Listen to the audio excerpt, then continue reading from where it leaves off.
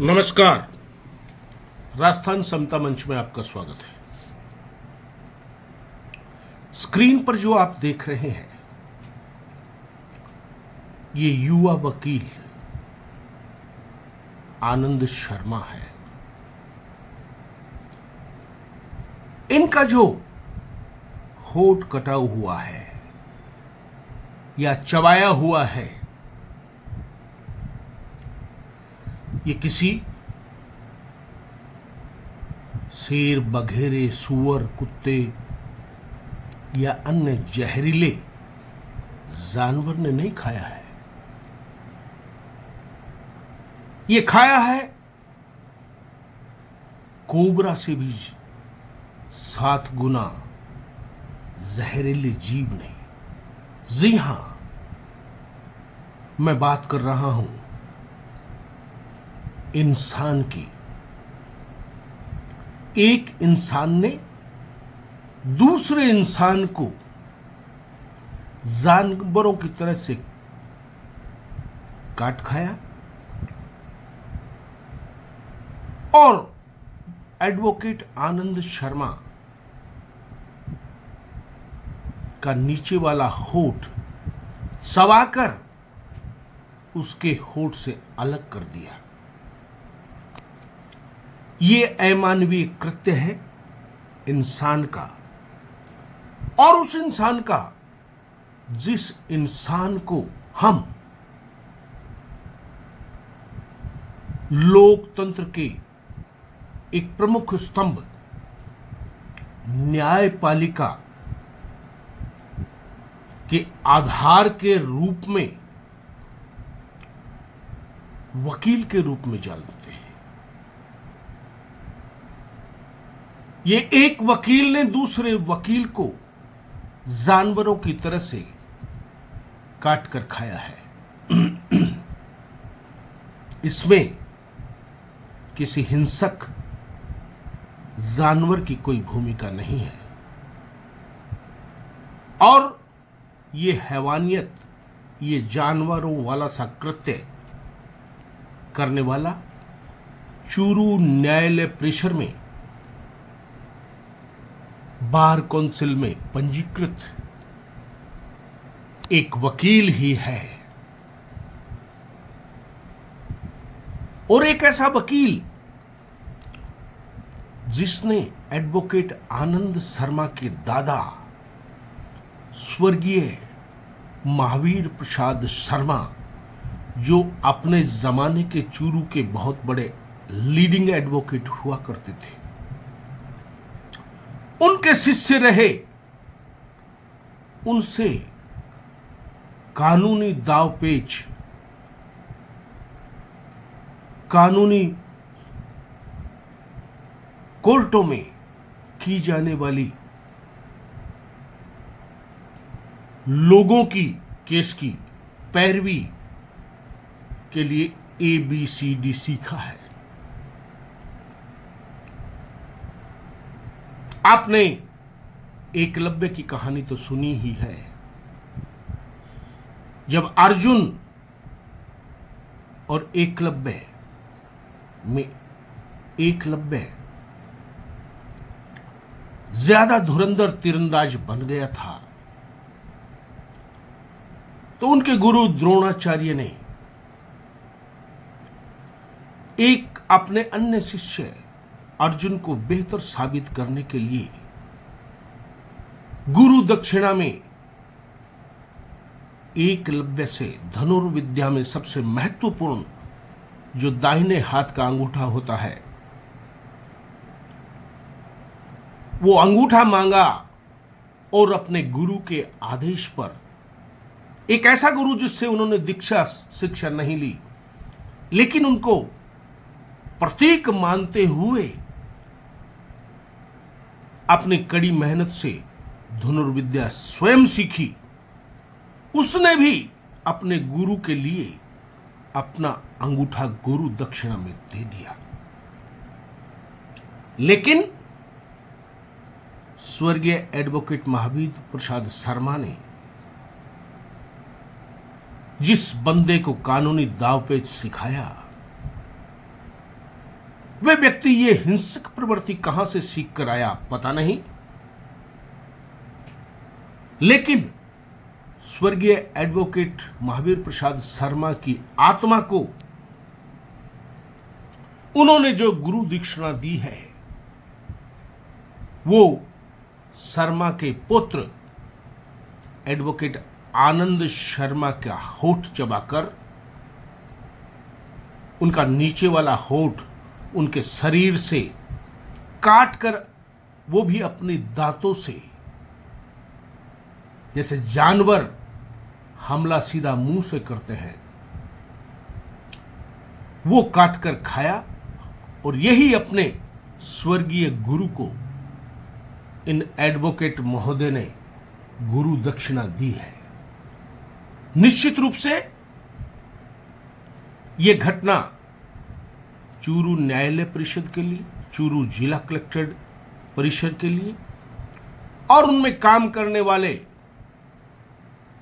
न्यायाधीशों और उच्चाधिकारियों और स्टाफ के लिए बहुत ही चिंतनीय विषय है।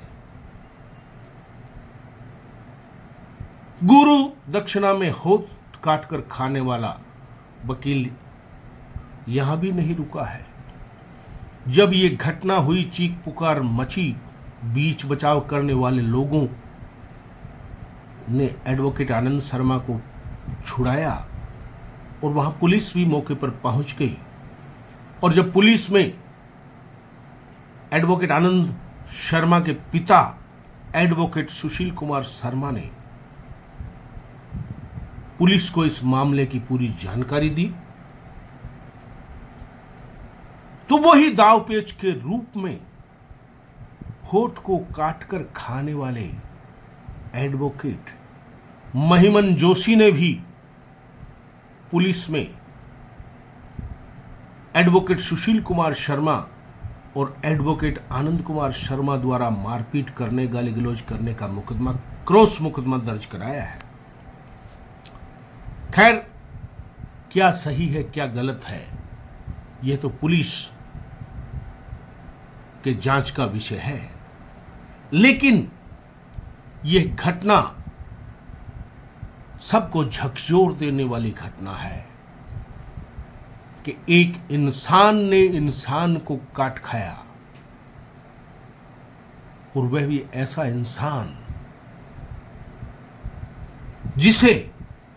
एडवोकेट सुशील कुमार शर्मा और एडवोकेट आनंद कुमार शर्मा का तो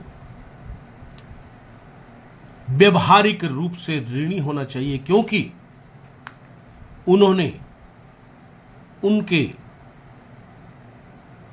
मुखिया एडवोकेट स्वर्गीय महावीर प्रसाद शर्मा से वकालत का प्रशिक्षण भी लिया है। तो ऐसे में महिमन जोशी एडवोकेट के लिए पीड़ित एडवोकेट आनंद शर्मा तो पुत्र के समान होना चाहिए था, और अपने पुत्र के समान युवा वकील को ही उन्होंने काट खाया। यह आश्चर्यजनक है, अचंभित कर देने वाला है, लेकिन यह सत्य है। यह कलंकित घटना बुधवार शाम चूरू कलेक्ट्रेट